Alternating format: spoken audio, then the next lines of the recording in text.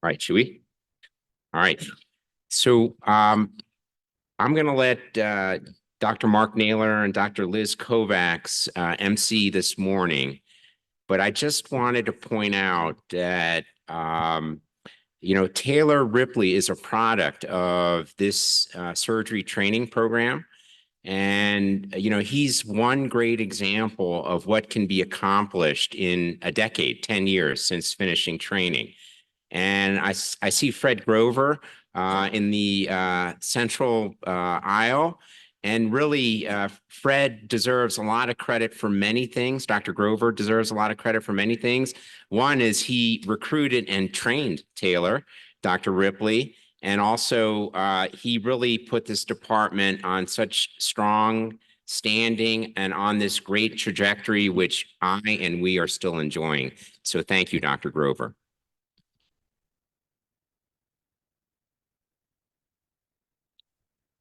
All right. Thank you, Rich. So I'm going to have Dr. Kovacs come up and just say a couple of words. This idea was hers, and I want her to just explain her vision and what they did at Loyola, etc.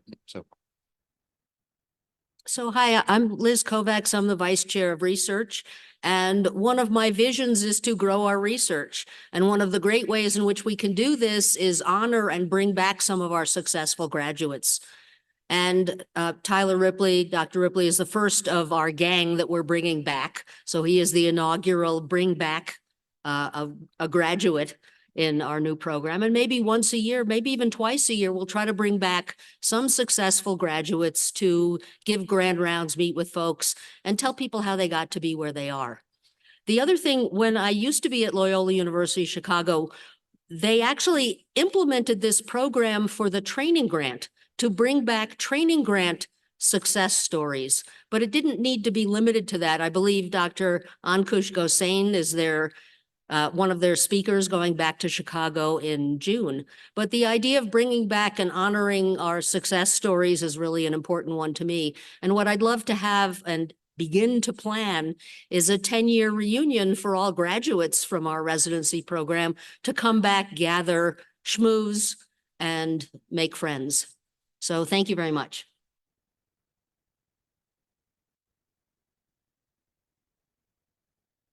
So Taylor's an example of the answer to the question that Dr. Schulich always asks the applicants during interviews is, tell me, now that you're finished with your training and it's 10 years later, what are you doing? Explain it, etc. And it's always interesting how the different applicants answer that. I think Taylor was a very transformative resident who's here. I always consider the residents to be their own little disruptive technologies when they come in and push things and want to do different things. And Taylor definitely did that while he was here. He did his undergraduate at Boston College. He did his medical degree at Vanderbilt. He obviously did his general surgery training here. But he came to me and he wanted to do time at the National Cancer Institute. And we had not had anyone do that previously. Turns out at that time it was a 3-year commitment. And he was able to apply for that and spend 3 years there. And then he was able to get a thoracic tract fellowship at Memorial Sloan Kettering. And after that, he was a PI faculty at the National Cancer Institute for a few years. And now he's most recently been promoted to full professor at Baylor College of Medicine. He's director of clinical trials as well as the director of thoracic research. He's got 100 peer-reviewed publications, wide number of funded research, including recently 2 R01s. So he's going to talk about his journey and how he was successful. And I think the goal is for the junior faculty and the residents to be able to see his presentation and vision that being something they could do and sort of understanding how you might go about that. So thank you so much for coming, Taylor. We're very excited to hear what you have to say and look forward to watching your talk. Thank you.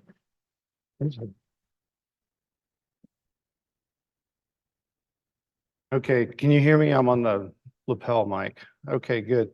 Well, thank you. Thank you, Dr. Grover and Dr. Naylor and Dr. Novak for bringing me out. It's It's really an honor. I feel like I'm still a resident here, actually, seeing all the attendings and that you're talking about somebody else when you're doing this. But I appreciate the opportunity to talk. And Dr. Naylor reached out to me and asked me not really to give a scientific talk, but to explain how you get to become a surgical scientist. And so I have to tell you, this is actually the first time I've given a talk that's kind of personal on what I did to get here. So I'm going to kind of walk through a pathway that I've taken that is not necessarily one that works for everyone. And there's a bit of chance, a bit of luck, but that's where we are. So today I'm talking about how to leverage our surgical practice to develop translational science. Because one thing I've done is kept my work as close to the OR as possible. So I do that for a reason. When I was trying to get grants and grow a scientific career, over and over heard you can't compete with basic scientists doing basic scientist research. And I would think, well, basic scientists can't compete with our access to clinical care and patient care and knowledge. And so why don't we leverage that in order to develop our scientific questions? And so several disclosures, mostly grants and other funding and so forth, and national leadership positions. So Dr. Naylor mentioned I graduated in 2014, so 10 years ago is this summer, and joined the National Institutes of Health. About 4 years into working there, Dr. David Sugarbaker reached out to me and asked me if I'd join the group at Baylor College of Medicine, which was a big change because I was doing a lot of research with a lot of support and moving to an institute that had very good support, but also had much higher clinical volume.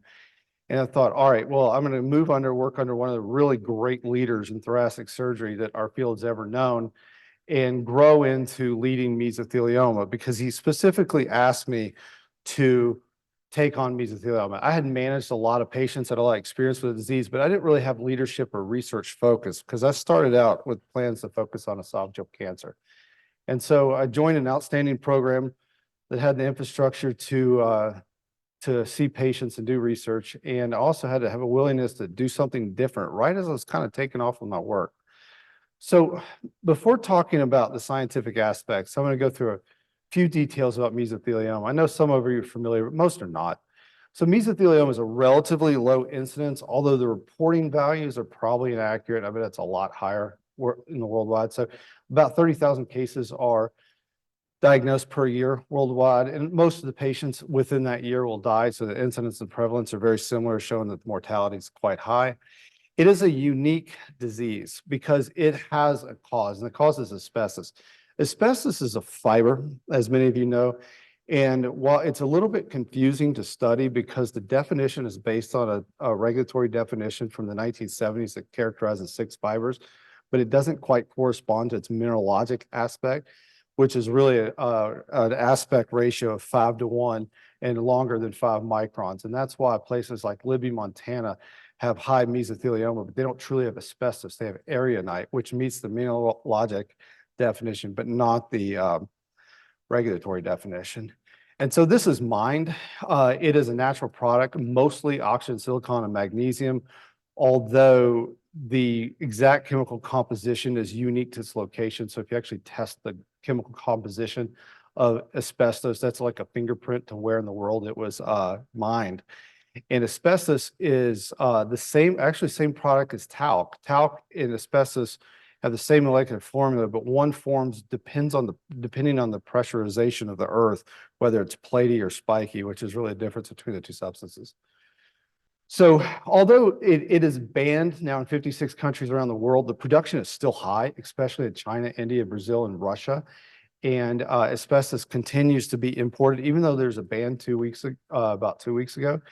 It is at the peak of asbestos production. There were about 3,000 different products that had asbestos in it, from barbecue mitts to makeup. And the reason I bring up talc is usually it's the talc that's contaminated with asbestos that's made into childhood makeup. Roofing. If you ever seen the movie Slumdog Millionaire, where the roofs in India are stacked upon each other, all those are asbestos roofs, and the tariffs to bring in asbestos in India are actually lower than other fibers in that country. And so it incentivizes the asbestos industry to continue to produce that in very tight quarters with a high number of people. Obviously, it was aerosolized in 9/11, which exposed much of that region. And the sad part about 9/11 is asbestos was a political deal between the concrete company and the asbestos industry that mixed the fibers in concrete before 1980, but it didn't add much to concrete. It's a great fire resistant material. It's very good in ships, but the addition to concrete was really turned out to be unnecessary, but it's in all concrete that was constructed before 1980. So now let's jump to the disease. Asbestos causes mesothelioma. Mesothelioma is a tumor of the pleural space, and its survival is terrible. As you can see here, this is really the study that set the standard for treatment. So in 2003, the publication came out that combined chemotherapy with cisplatin and pemetrexed led to survival advantage. As you can see here, this was approved by less than a 3-month overall survival advantage from 9 to 12 months, and a progression-free survival advantage of under 2 months. And so when you pick a problem that this is a problem. So tackling this disease has a lot of improvements that could have potentially happened. Unfortunately, there's very minimal progress in treatment of mesothelioma over really a decade. And this was the next study that had a major impact, in which bevacizumab, or Avastin, which is an angiogenic inhibitor, was added to the standard chemotherapy of cisplatin and pemetrexed, and they noted an improvement median survival of 18 months to 16 months. But the reason I bring this up, other than a couple months advantage with an additional drug, is that the survival is now 16 months. And in the prior study, the experimental arm was 12 months. That experimental arm is now the control months, and the survival is 4 months better. And the reason this is relevant, which comes up a lot in study sections, is when we evaluate studies that are single arm compared to historical controls, we've got to watch out if that historical control is a changing benchmark. And mesothelioma, fortunately, over the last 20 years, has seen better survival. We can debate why. Maybe it's PET scans with better staging or better evaluation, but at least the data per stage is quite different. So the real landmark clinical trial in mesothelioma came out just over 3 years ago, called Checkmate 743, in which dual agent immunotherapy with ipilimumab and nivolumab were compared against chemotherapy, and a survival advantage of 4 months was noted between 14 to 18 months. Now, I won't go into this, but the survival advantage is better or worse depending on the histology, because there's some subtypes of mesothelioma. And realistically, the problem with this study was it was controlled to the regimen from 2003 rather than the regimen from 2016. So the outcome, at least with the most common type called epithelial, is probably about the same. And so that's what I talk to patients about. And I essentially get immunotherapy or chemotherapy and immunotherapy. And then that leaves a gap after this. Where do we go from there? And that's the next clinical angle that I'm trying to tackle in our program. And then this is same study, 3-year update that came out. And it shows that while there's excitement for immunotherapy, the survival at 3 years is only 23% in the immunotherapy arm.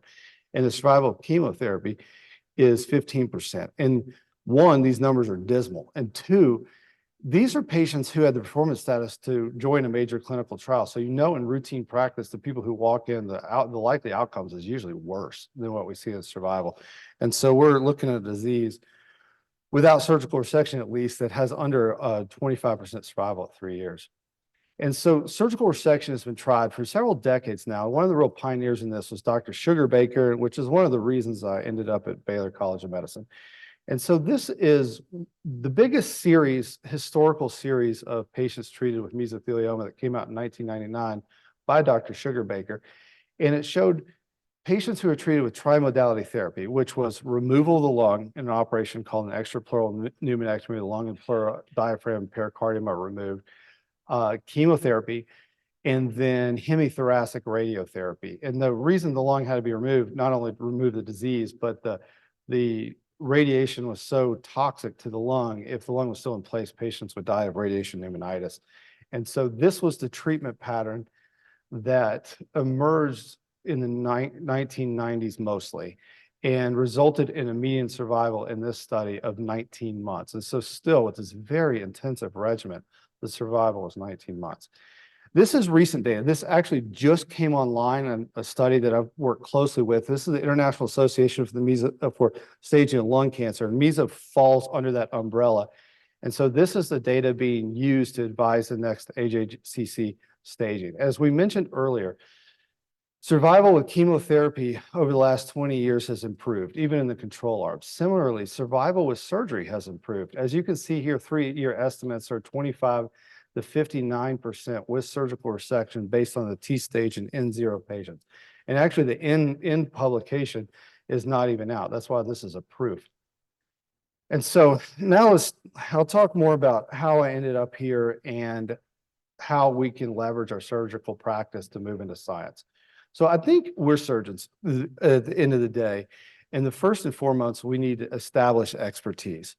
And so when I took on the mesothelioma program, the first thing I did was deal with patients who said, do you know what you're doing? How are you going to do this? And so what I did was I published what I did.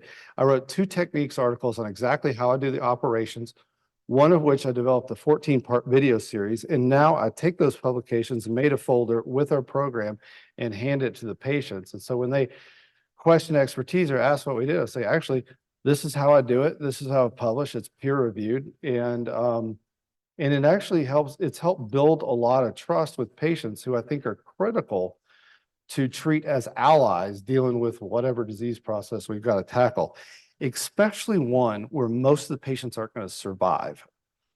So, and then the next aspect of establishing expertise is to build a database. And so with the database, it gives an opportunity to review our outcomes and as well as ask new questions and train residents. And so Greg Boyajian, one of our integrated CT residents, took on a project of how do patients with mesothelioma in their abdomen and chest do? And so I had a series of patients who came to me with disease in 2 cavities, said, can you operate? And I think, well, I don't know. So I hit the literature, found nothing on it. So I looked back in our database.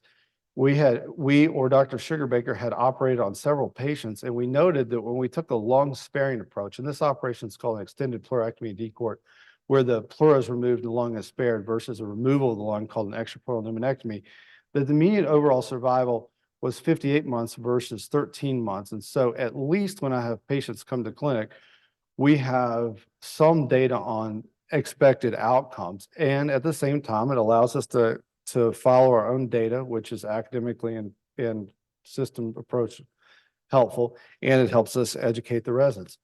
And so similarly, when I started the program, Dr. Sugarbaker did diagnostic laparoscopy in all patients. So he put a scope in the belly of everybody for chest surgery and thought, okay, well, why do we do this? We didn't do this at Memorial Sloan Kettering, and we didn't do it at NCI. And so I looked in, of course, you look in the literature, is there an answer? There were 2 publications, one from 1996 and one from 2005, and before really at least routine use of PET scans. So I looked back, and for patients with suspicious imaging on peritoneal disease, whether it's presence or absence, does that help determine whether it's in the belly? And as all of you know, with surface disease or carcinomatosis, it's pretty hard to image. And I've found that using imaging alone with CT and BET in combination was only 68% accurate. So we continued the practice of staging and putting it in. And so again, we used our database in order to ask questions that allowed us to design our surgical practice and advise the patients. And then it also allowed us to follow the outcomes, in which our current outcomes, at least as of August, are have a 3-year survival of 43% and a 5-year survival of 28%. So I know that we're at least in line with newer national averages. And this is what I can use as a benchmark to tell patients where we're going. And as all of you know, with diseases with poor survivals, this conversation is tough, and how you have it is hard. So I ran into a couple of problems starting my own program. So a couple of months of trying to build expertise and do it, one of the long-term Sugarbaker patients came up to me and said, you know, the problem is no one knows who you are. And I took it to heart. He's a good friend of mine. We've had many dinners over the time.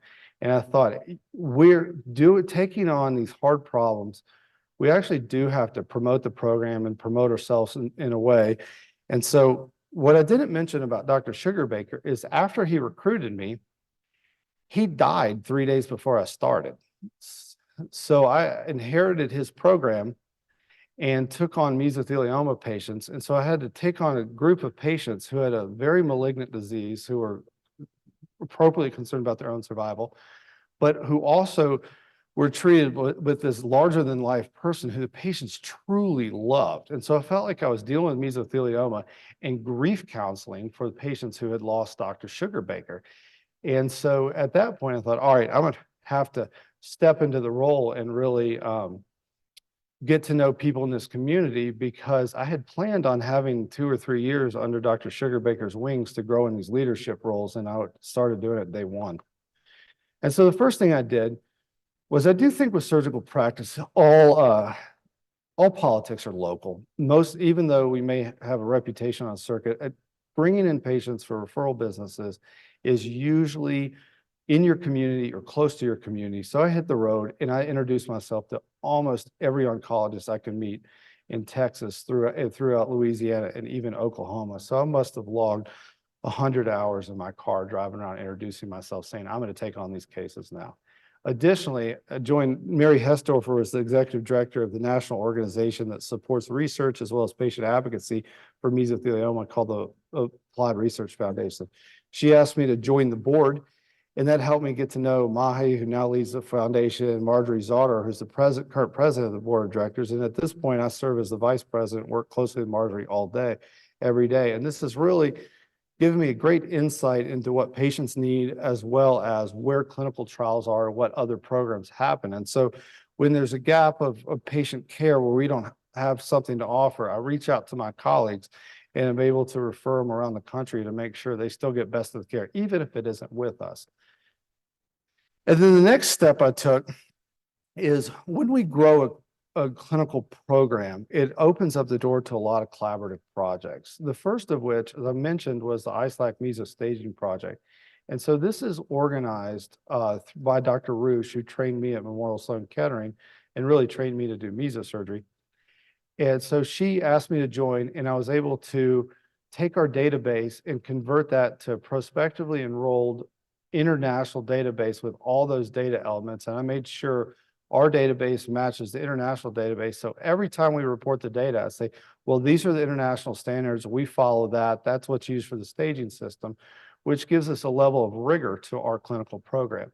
It also, as I showed, those clinical projects were really outgrowths of this database. And now, after having enrolled and worked with these, we enrolled the highest number of patients with the most diversity in the entire world. And so one reason the survival in our program is 43% at 3 years, and the staging system is 43%, is heavily influenced by our patients, which was over almost 40% of the whole database. And so that allowed me to really integrate with the community and help continue this great work of Dr. Sugarbaker to the next generation. And then similarly, Mike Bisset is a professor of pathology at the University of Pittsburgh, and he has what's called the National Mesothelioma Virtual Database. One problem with our surgical series, depending on the diseases, is powering those to ask questions if they're low incidence diseases is hard. And doing that in a single institution approach is hard. And so Mike set up a pattern to pool our data and pool our pathology to ask questions that any investigator can submit to and use for a larger project. And at this point, when I joined it, our site joining this allowed us to be a component of a U24. That allowed me to hire Christian Medina, which supports his entire FTE, who is a postbac, and now he has helped develop the database, work on the steering committee with all the programs, and should be going to medical school soon. And so this clinical work is now translating into NIH dollars, which is translating into people who we have in the program. And then lastly, Monica works with us very closely. She has been instrumental in our program. I've worked side by side with her for years now in facing with the patients, with consents, and she's so integrated. I don't even have to talk to patients about these trials, well, because she does a good job, and she's now the leader of all our clinical trials for the department. And then lastly, as at least the guys in thoracic surgery are familiar, the Thoracic Surgical Oncology Working Group is a consortium among thoracic groups throughout the country. And I'm almost sure you guys are members, correct? And And this has mostly been unfunded studies, but now organizations are bringing UO1s and industry sponsored to an organization where we can work with people like Dr. Mitchell and so forth in this group. And Harvey Pass has studied biomarkers in effusions for years and published in 2012 that a certain biomarker called fibrillin has a high sensitivity and specificity for mesothelioma, because as you can imagine, patients present with effusions, but the vast majority of effusions in the US are not mesothelioma. And so he's prospectively evaluating that with a UO1, and we had joined that again, supporting the financial growth of our lab and allowing us to collaborate nationally. So next, any big disease, especially cancer disease, really needs to be linked to clinical trials. It is hard to take care of these patients without having a program that is associated with clinical trials. So we brought in I brought in industry and investigator-initiated trials. Some I did, some my partners did, but we, first and foremost, I want to say, okay, we're operating these patients with bad disease. Can we put them on trial and ask a question associated with surgery? And a trial called Imprint was studied as a single-arm study and published in 2016, showing that IMRT to the chest wall can be performed while sparing the lung. As I mentioned earlier, Dr. Sugarbaker's 1999 series, radiation was given to the lung to a dose and a method that created so much pneumonitis, the patients wouldn't survive unless the lung was removed. So this advancement in technique allowed delivery of radiotherapy to the chest wall while sparing the lung. But the median survival was 26 months. It's not really different than chemotherapy and resection. And so that became a randomized trial that was just closed this fall and enrolled patients on that. Similarly, my partner designed this under Sugarbaker before I started, was a neoadjuvant dual agent immunotherapy. Now, while Ipi/Nivo is approved for treatment now, this is AstraZeneca's competitive version of the same drug called durvalumab and tremelimumab. But interestingly, this study showed a recurrence-free survival of 75% at 1 year. And this gave us the baseline data so that I could write an investigator-initiated study and appropriately power it. So we powered the study at 75%, actually reduced it to 60 because I thought that number was a little high, and determined that we could enroll 46 patients for a new investigator-initiated treatment trial, which I just opened last week. And I actually wrote this trial in combination with a medical oncologist at Duke, Dr. Jeff Clark, as well as Dr. Harpole, who is, as many of you know, is a surgeon at Duke as well. And so we'll be enrolling patients with resectable mesothelioma of all histology and randomizing them to dual agent immunotherapy versus dual agent immunotherapy with chemotherapy, followed by surgery, followed by an adjuvant treatment. So this has become the most interventional trial there is in mesothelioma. And right now, I'm opening it with Duke, and we have CDAs and potentially CTAs soon in place with 3 other organizations. So hopefully we'll be running an international trial or a national trial of mesothelioma within the next few months. And once again, once we do the trial design, which takes a lot of work, it's pretty much set. And then the tricks to getting these investigator-initiated trial is working through the legal and regulatory, which Monica was instrumental, and it could not have gotten us through without her walking through all the regulatory hurdles. And then lastly, my partners developed an AdRike, which is essentially a way to stimulate this tumor cell to die, followed by immunotherapy. And we were able to accrue and enroll 12 patients. So again, we have a trial for the unresectable as well as the resectable. This closed, unfortunately, I don't think there's going to be a signal here, so we probably won't pursue this further. But running a large clinical program allows us, again, to translate the science to the clinic. And then lastly, investigator-initiated trials are great, but they take years to develop. There's a certain amount of patients they open and close. And so I try to open investigator-initiated trials in which patients who don't fit the inclusion criteria to what we're doing, or the timing just doesn't work out, we can enroll them on international trials such as chemoimmunotherapy, which actually just closed this fall as well. So now let's jump to really why I came, is developing the translational program. This is really the most enjoyable part of my work, and it's rapidly expanded recently. So let me go through this and talk carefully. So the first thing I spent 7 years at NIH, and I worked very closely and worked for Dr. Steven Rosenberg, who's one of the most published scientists in the world. And he always says, ask a clear, concise question.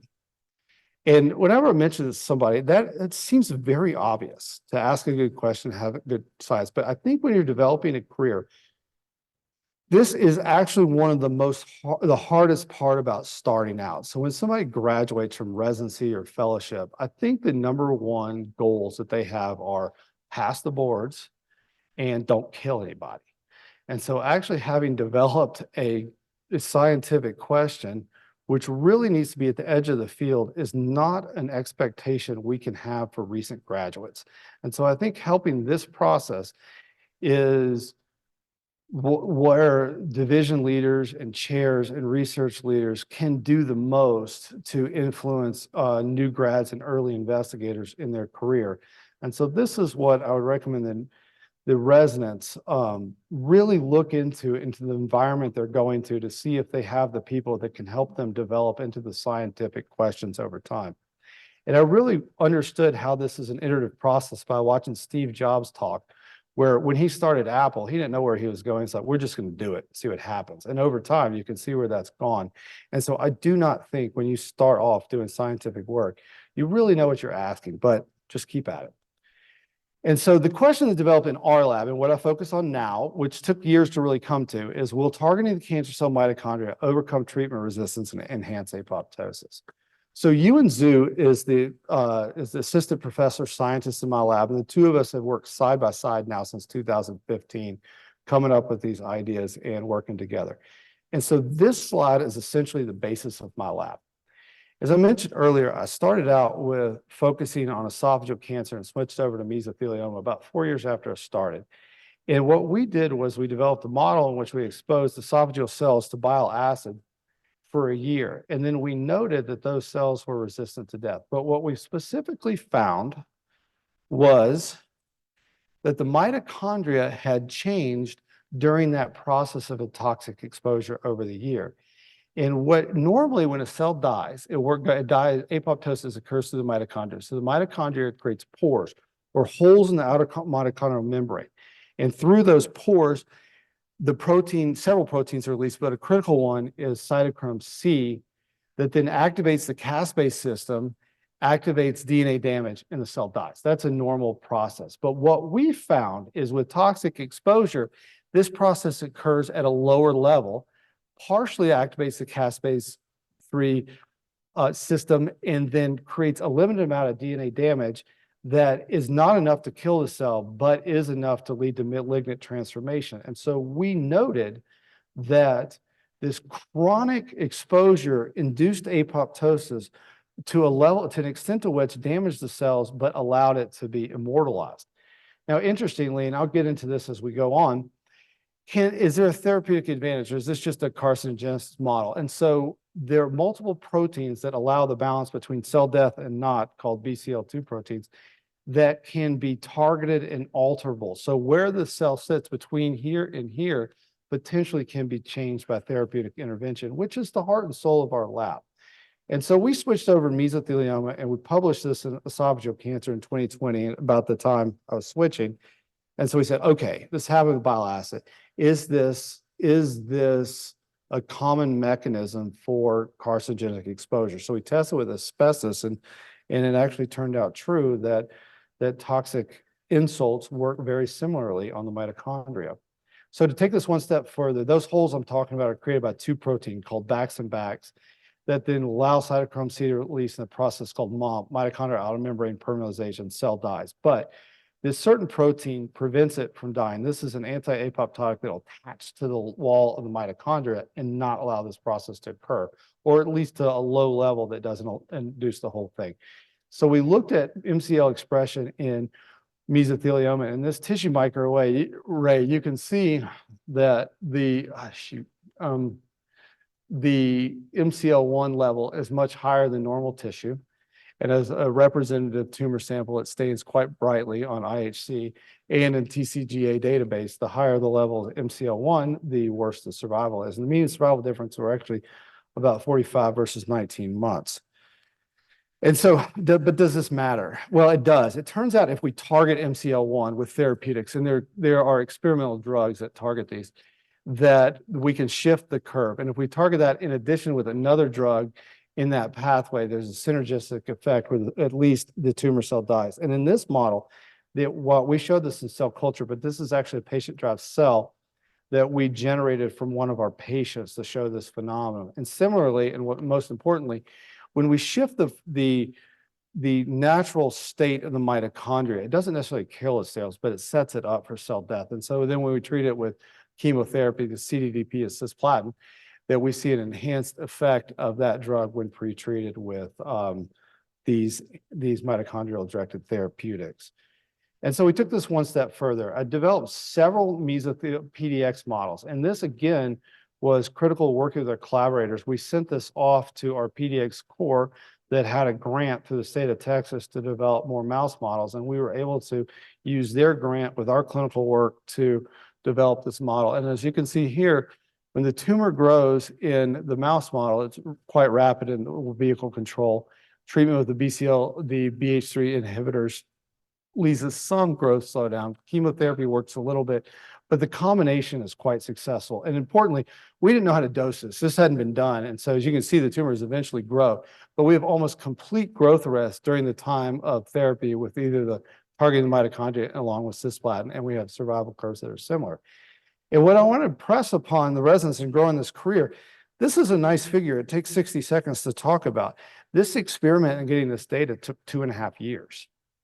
So we did the operation, sent it to lab, grew the mice, confirmed it, which took about 1.5 years. And then the mice were implanted with tumor, 80 of them, and which grew for about 3 months. And then once they reached the right size, we treated them. And then as you can tell, we treated them for 100 days, but that's 100 days after nearly 2 years of work. And so in order to do these experiments, which I think are really required to get to the NIH level, there needs to be smaller grants or institutional support to right mentorship, because this takes time. And then similarly, to move through this quickly, we noticed these effects with drugs, and we wanted to see if knocking down the protein, in which we transduced short hairpin RNAs targeting the protein, led to growth arrest of the cells, especially with treatment with cisplatin, and it certainly did. And as you can note here, when we treat with either targeting one protein or the other, the drugs names don't matter, they're experimental, that they have an inverse effects on the other. So it turns out that this has a feedback loop, and then we need to target that loop in order to not help the cell circumvent this strategy. And similarly, is this specific to what we're doing? And so as I told you earlier, the process of MOP, or mitochondrial outer membrane permeabilization, it basically pores in the mitochondrial membrane that allow cytochrome C release and the cell dies. But those pores are formed by these two proteins. So we created a double knockdown of those two proteins, treated with chemotherapy, and it showed a complete abrogation of this mechanism when we targeted that. And that shows that that what we're studying is indeed specific to the mitochondria. And similarly, you can see that while some apoptosis does increase with treating with both drugs, it is substantially less than if these proteins are this porous intact. And then the last thing I'll mention is, as you notice here, this is an IHC stain of a cell line, and the green specifically targets the protein. We're talking about MCL1, and where it's knocked down here, the levels are relatively low, not completely absent, but low. But when we target the counterpart, we see an increased regulation of MCL1, showing us a feedback mechanism that we need to address to make this therapeutically advisable. So can we bring this to patients? Can we predict who or what treatment samples will respond to specific therapy that targets the mitochondria? And this is where I really start to link it into patient care. And so this process that we've been studying in the lab, how the mitochondria responds, is an opportunity to develop a live cell bioassay of response. And that is called BH3 profiling. That was really developed by Dr. Tony Latai at the Dana-Farber Institute. And so the goal is to do a tumor biopsy, perform a BH3 profile, determine which drug will work on that tumor or that patient, add that back to therapy for the treatment of patients. And so this is where we're going. This is how we're going to link the work. And so Ewan, the scientist, and I flew to Boston, spend a day in lab meetings and talking to them and learn this technique and have brought it back to our work, which we actually brought back to NCI. And so briefly explain this. This is called dynamic BH3 profile and measures mitochondrial response. And this needs to be in live cells because the oxygen utilization of the mitochondria is critical to its function. But we add digitonin, which creates pores in the cell membrane, but not the mitochondrial membrane. So if cytochrome C has been released during MOMP, that can be washed out afterwards, and there's a low level detection. If it is retained in the mitochondria, it won't be washed out because this membrane's intact and this one's not, and then there's a high level. So we've been able to take the release of the cytochrome C to make a real-time bioassay. And then every cell has its natural respiration, but that can be changed before and after an insult. And now we talked about, we did that with bile assay with asbestos, but it can also be done with a drug. So if that drug leads to a change, is that measurable? And so no treatment has no change between before and after dynamic BH3 profiles, and then the treatment induces this level of release of cytochrome C, and then we can calculate that delta change. And that becomes our outcome variable. And then the theoretical example here is take 10 different drugs, 3 of them cause a change, 7 don't. So in theory, these 3 drugs would be the most appropriate to add to therapy for that patient. So we have a model and to create,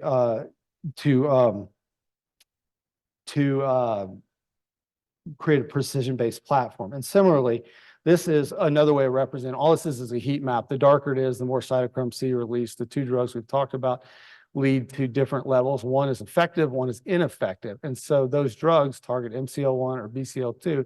And as you can see here, that the drug predicted by this live cell assay called dynamic BH3 profile leads to substantial increase in apoptosis and even a higher increase when added to cisplatin. Whereas the one with no response in the mitochondria has almost no change in the level of apoptosis relative to control, showing that this is an effective biomarker, at least in cell response. And so the problem was this was developed for in cell culture and leukemia and lymphoma, which are dissociated cells, and that's straightforward. So we had to figure out, how do we take a solid tumor, especially mesothelioma, create a single cell suspension to get it to the place to do the experiment. So we did that, developed this process, then we performed FACS analysis to identify the tumor cells and obviously the microenvironment, and then we were able to test. And as you can see here, these are our 6 patients showing a widely different response to treatment in those individual patients, suggesting that some may be more or less resistant to therapy or some therapies might help. And so similarly, here's one of my patients. As you can see, this is a standard mesothelioma case, and this is a ruler that's 15 centimeters. This is the amount of tumor we took out of the patient. And then we take it to the lab, we stain it for standard markers for mesothelioma to be certain we're talking about tumor cells. And then we create BH3 profile, and these are represented on four patients. And what you can know, and what we did here is we set up 4 cultures per patient controlled in 3 different drugs. And you noted the response based on how red it is vastly different in some of the patients versus others. This would suggest that treating with this strategy may be viable for this patient, but might not work here. And so if we knew this before therapy, we could pick the right treatments in order to move forward. And so now we're trying to develop clinical actionable strategies. What I've been talking about is essentially a prototype. We've used drugs that have targeted the mitochondria directly, but that's not really specific. So if we want to identify new pathways or new targeted, PDX models are a great way to do that. Also, the PDC or patient-derived cells are another model, but this is 1.5 years of setup. This is 4 years of setup. Can we bring that knowledge back to something that we can do at the time of biopsy, or at least within a few days of biopsy, to a clinically actionable strategy? And so what we did here with this is patient 188, is we created a PDX, PDC, and in a PDE, which is called a patient-derived explant, in which we were able to show that these BH3 profiles or the mitochondrial responses are actually stable over time, which suggests that if we develop a proof of concept in a mouse, that this is likely applicable to what we find at the day or 2 after surgery. And indeed, what we did was we treated with a drug targeting the mitochondria with cisplatin. And while this is one representative figure, is we created the same figure at each time point, suggesting that our models accurately represent what's going on in that patient, even in the early stage on a per patient basis. So long and short, that's what we're working on in my lab right now, and that's where we are. So we go through a few things. So when I was first starting out, I was probably a year out of training, and I tried to present science, learn science, and I was asked to come give lab meeting at University of Michigan. I didn't have a good question. I didn't really know what I was doing, didn't present very well. And I think Dr. Oranger sat in the back of the room asleep, who is the former chair of thoracic surgery. And I know Dr. Mitchell knows him well. Dr. Oranger has been around so long. Dr. Mitchell was telling me stories when I was a resident about operating with Dr. Oranger when he was a medical student. And so Dr. Oranger walked up to me after the talk and said, "Just don't quit," and walked off. It's only 3 words I've ever spoken to Dr. Oranger. But realistically, there's some truth to this. And while it's a lot of fun to come up here and tell you about some successes we have, I think sometimes listening to talks and talking about the success misrepresents the failure. And so many of the things we do in science are built on a mountain of failure. And fortunately, I've recently obtained 2 R01s. And since I've been at Baylor, those were my 33rd and 34th grant to write. And so I have spent many hours and many years writing failed grants, but realistically, each one of those grants led to reviews that led to improvement, that built on itself, that refined our questions, refined our techniques to the point in which we are NIH fundable. And so I do want to encourage the residents, or especially the junior faculty, don't get discouraged. You know, get upset with a grant for the first day, you get it back. But after that, just listen to the reviewers and try to think, okay, how do I take to heart what they're saying and improve my work and continue to go? So Dr. Oranger is really instrumental in the 3 words he spoke to me. And so future directions, this is where we're going. As we talked about, we're creating these explants, or patient-derived explants. We actually put tumors on sponges and treat those and perform multiple experiments, which is the heart and soul of the R37 that we have. And R37 is an R01, and if you meet this criteria you're an early stage investigator, which means you don't have an R01 and you're less than 10 years from your final degree, it can be extended to 7 years. So now I have this work funded, and actually till 2031, which is quite nice. I feel like I'm not hitting base hits, that we have some time to get it done now. And similarly, I want to make this my final scientific slide. I talked about writing the investigator-initiated trial. And so one of the things that ended up getting our R01 over the hurdle and get funded was we directly linked it to the patient care. And so this is essentially the 3rd aim. As I mentioned before, we'll do a biopsy, and then we'll treat patients with chemotherapy or immunotherapy or immune checkpoint inhibitors, what ICI means. And then we do a surgical resection. So that gives us a biopsy before treatment and after treatment. And so essentially, this is an in vivo dynamic BH3 profile. So we're going to look specifically at how the mitochondria changes from its pre-therapy to post-therapy treatment in the patient itself. And so I've linked our clinical trial to our R01 grant. And so it is almost impossible to divorce our clinical work from our scientific work, which is, I think, what gives us an advantage as surgeons, because we know this whole process. And so that's where we're going now. And then a few more comments before we end. If I look back in this, when Dr. Naylor emailed me, I thought a lot about this. What would I have wanted to know in building a grant and starting out? And I think there's 4 pillars to building a grant to NIH level. One is model. Do you have a model in which you ask your question? Do you have a cell culture bile acid model? Do you have a PDX model? But you need some sort of model to test with an outcome to ask that question. Next is collaborators. The NIH panels are hard. If you propose an experiment and you're not an expert, the first thing they do is look to see what the bio sketch of the expert who does that is. If they look through and say, these 3 aims have these techniques correspond to these 3 or 4 investigators, you're good. But if you don't have that, you won't get through the panel. You're basically done before they read it. And then next, controls. This is an error that I see in junior investigators all the time. They don't establish controls. And I'll give you an example. Right now I'm actually submitting another R01 on esophageal cancer in a few months. But what we did was we took esophageal biopsies, And what do you control that to, the esophagus or the stomach? Well, it's in the esophagus, but it undergoes intestinal metaplasia. So do you take stomach samples or esophageal samples? So my approach was, we'll take both. But with every tumor sample, we created a normal control. Similarly, in mesothelioma, I take the diaphragm out and I strip the peritoneum on the undersurface of the diaphragm, which I've proven doesn't have disease, to create a control relative to mesothelioma. So it's critical to think about your controls as you develop your plan. And lastly, statistical analysis. I think statistical analysis and getting this right was the final step that moved our lab from smaller grants to R01 grants. And let me show you an example of this. So essentially, the NIH has a statistical reviewer on their panels, and they'll review it. And essentially, they'll look, do you have a statistician doing it? And we had done our own statistics on mouse models. It wasn't working, at least well enough. And so I brought it to our statistical core. And so they created models of every single mice. And so all these points and all these slopes are independent variables. And so they're able to take variables from throughout the treatment course in order to generate these curves. And when I was able to put that methodology written by a statistician in R01, I think that was the difference that finally got us funded. So it's important to involve statisticians, involve them early in trial design, and it will substantially help your work. So as you know, it's hard to come to here without quoting Dr. Perlman. And as all of you have heard, you never become great by being told you're good. What I didn't recognize when he was telling this was, I think he was talking about grant advice. So we talk about in surgery and training, mentorship all the time.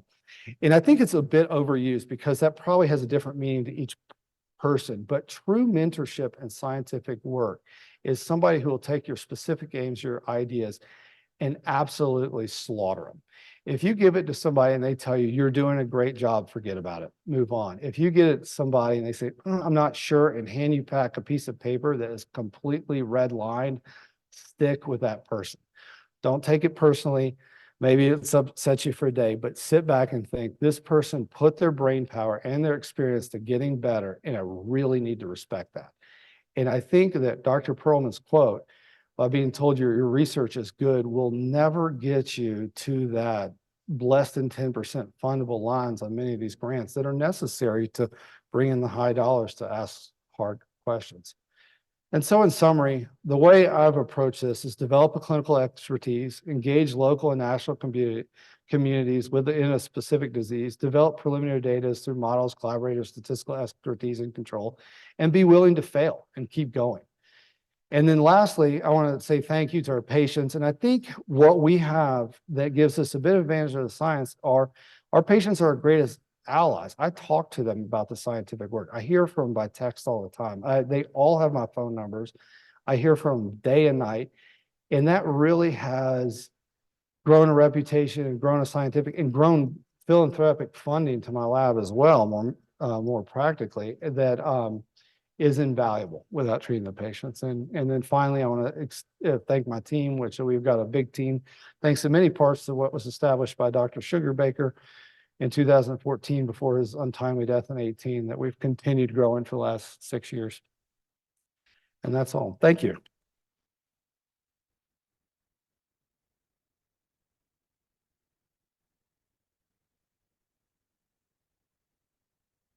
Thank you, Dr. Naylor. That was outstanding. So I'm going to open it up for some questions, but I guess I'll ask the first one. So, one of the things I've noticed when you gave your talk is that you have to be willing to get in the car, get on a plane, collaborate with people, meet them at their lab, and that sort of thing. And so, what during your training did you do that helped prep you for that, give you the confidence to reach out to people that are influential in their field, maybe when you're starting and you're not as much, to, get past the imposter syndrome and things like that? Well, that's a great question. I find it uncomfortable. A lot of us get to this position because we're really good at studying and technique and developing surgery. And that is not necessarily conducive to reaching out and exposing ourselves to others. But I think about it like soccer. You score goals if you go get the ball. And similar to training, you learn the most. If there's a trauma activation, go stick your nose in it and be right there. If you're doing work on the floor and then you have time to break free and go scrub with your senior resident, go get involved. I think we have to get ourselves right in the middle of every situation. And you just don't become good at our field by taking an observer approach that we have to continue to gauge. I tell this to students all the time. I found the students kind of sit back and watch. I'm like, God, just get in it. Let's do it. And so I think the willingness to get in the middle of whatever it is, and the willingness to expose your weaknesses. You know, I walked up and gave this talk to Oranger. It was absolutely awful. And I felt like a fool, but I learned a lot from doing it. And you know, what I heard from him 3 words later has still been very valuable. Dr. Schulich. Dr. Ripley, thank you so much for coming back Well, thank you. and showing what can be done. And you know, if I have to simplify what you've done, you've taken a very broad training here, great training here, and you went to really the expert centers in the world, right? You went to the NCI. I would argue, you know, they're probably the best in the world at translational research. You went to Memorial Sloan Kettering and studied with people like Valerie Rush, who arguably, you know, is one of the best thoracic surgeons focused on cancer in the world. And then the other thing that was really important that you did is you left these meccas, right? And you went to a well-established program and you collaborated and built teams. And that is so important. You leveraged your knowledge in these specific areas with your patients, right? Because you had all the tissue and you built teams and you led them. And I think that is the key to your success. And, you know, I think you have decades ahead of you where you will be pumping out new knowledge that will actually improve the way we take care of mesothelioma patients. So congratulations and thank you very much for coming. Well, thank you. Thank you for having me. It's really a privilege, and I still kind of feel like an imposter, to be honest. Dr. Ripley, congratulations on your outstanding presentation. It's really exciting to see the pathway that you took. Can you comment on the foundation that you got, not only here, but also at the NCI, as Dr. Schulich alluded to, and how that set you up and primed you for the successes you've had? Yes, and I think that's an outstanding question. And I tell fellows this all the time, is when you do research, whether you're here at the NCI or anywhere, you're developing a specific problem and hopefully publishing and learning something. That's not what you're going to do on faculty, as you know. And so really what you're doing is developing ways to attack a problem. And so when I see a patient with a bad disease or I see a scientific problem, it's really a way of thinking through that problem, because each one is a new set of skills or design that you have to do. But what you learn in training is the thought process. You're not really learning the scientific expertise to do something that you're going to exactly represent. So for example, right now, I'm taking patient-derived explants, treating them on sponges, and doing TAC-seq, where we're looking at which factors lead to chromatin remodeling. I don't know how to do that. I basically took that problem, found out who could do it, and now I have a collaborator who can do the experiments, and we set them up. But you're exactly right. It's really about the thought processes in attacking a question and finding a solution, not about the specifics that are important in training. Yes, Max.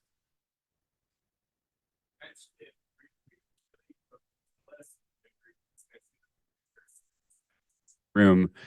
I mean, you took a risk that really paid off. So you completely pivoted your career, saw an opportunity and went for it. And tell us a little bit more about that thought process and how you made that decision.